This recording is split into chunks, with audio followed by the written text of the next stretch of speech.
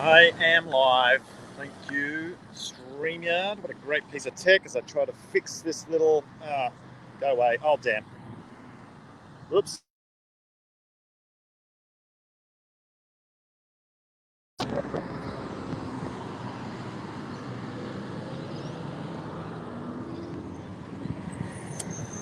Okay. Whoop. Okay. I don't know what happened, but okay. I think we're sorted. Good. Right. There we go. What a mess that was.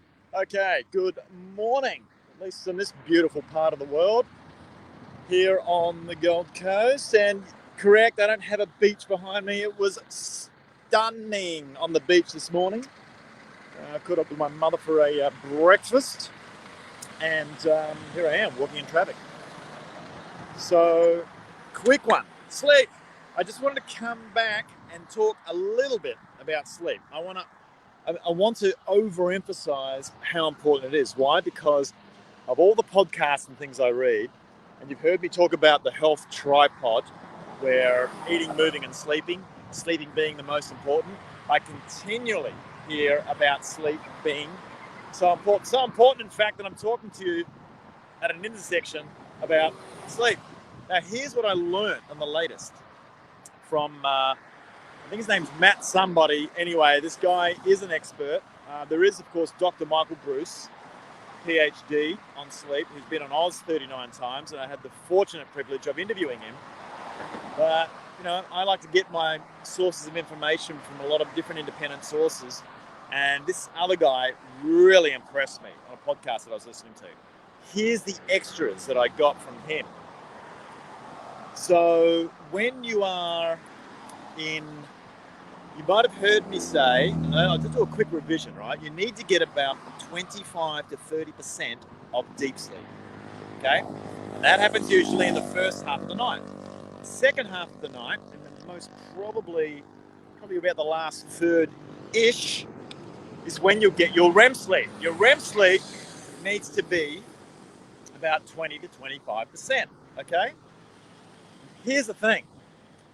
This is the extra. So when you are in the light non-REM sleep, now Mr. Bulletproof, Dave Asprey, will call that junk sleep. It's not junk sleep.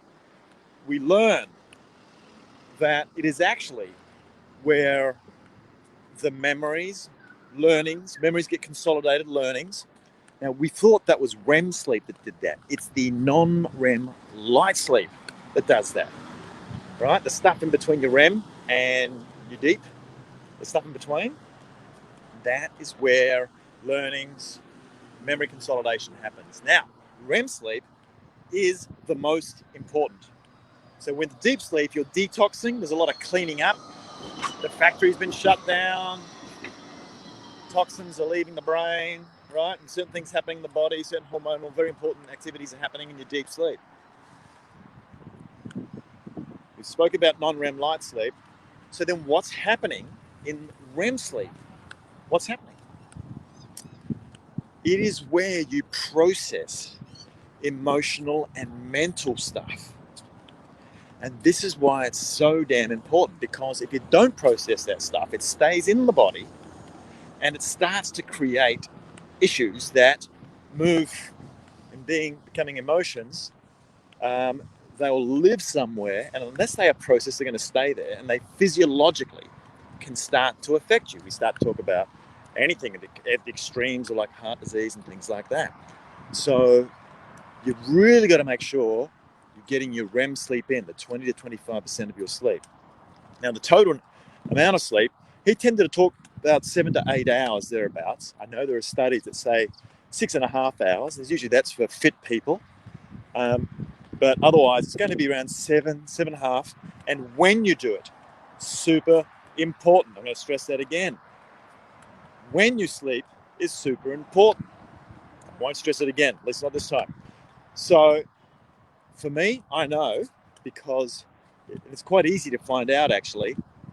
Epigenetically for me, chronologically for me, the best time in my circadian rhythm is around 9:15 to 10 o'clock. In fact, even my Oura ring tells me that, right? So that coincides and correlates. 9:15 to 10 p.m. is about the best time for me to go to sleep, but you've got to be consistent and then wake up consistently at the same time. Why?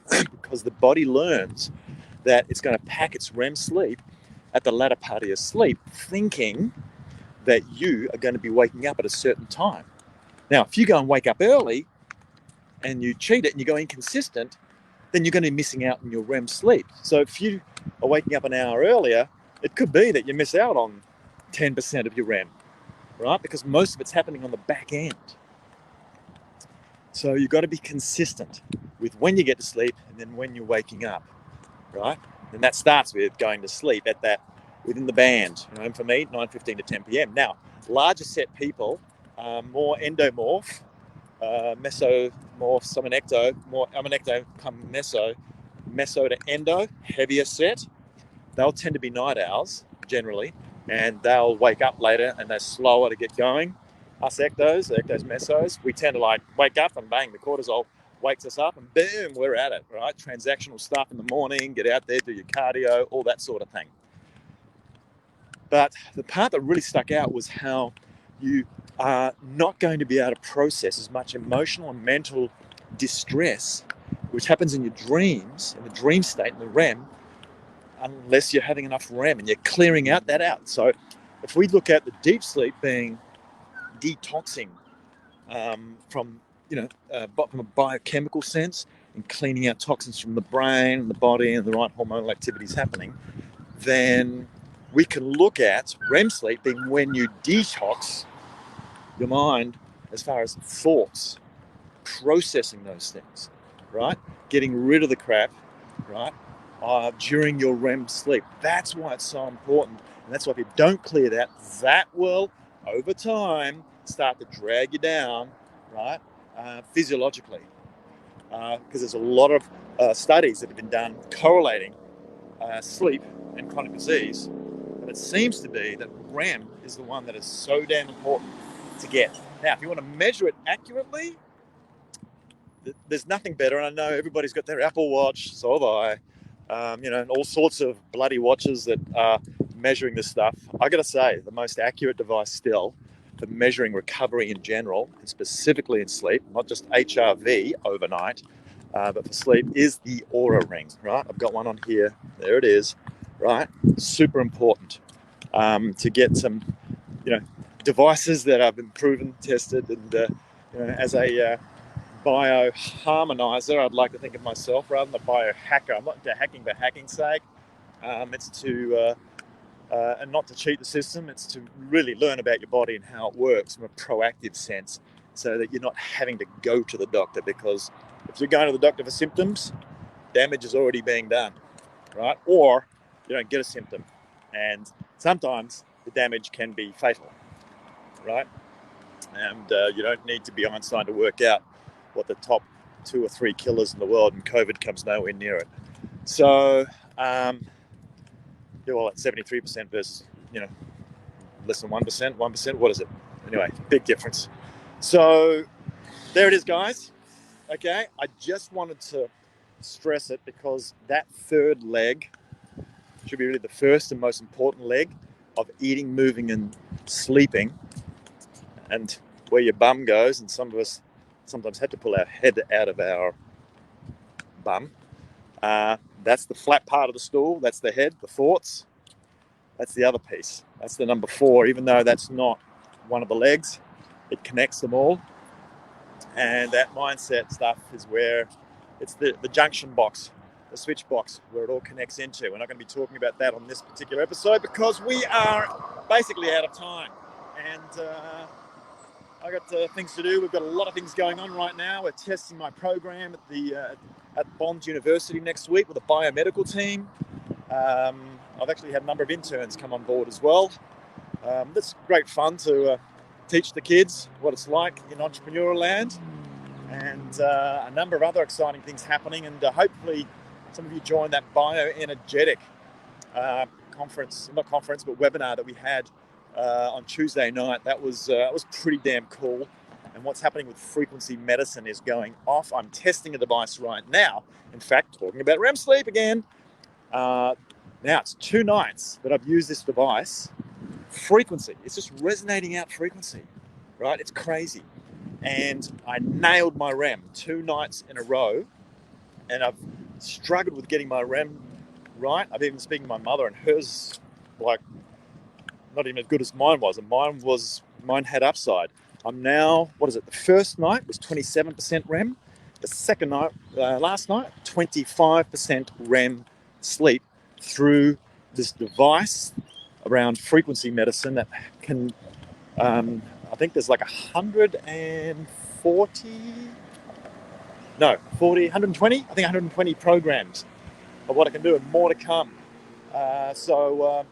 Anyway, if you want to connect up, heal.me, the group, is where all the content tends to go from all different channels, and go and sign up there, or hit me up on a private message, Facebook or LinkedIn, Tommy Gallant,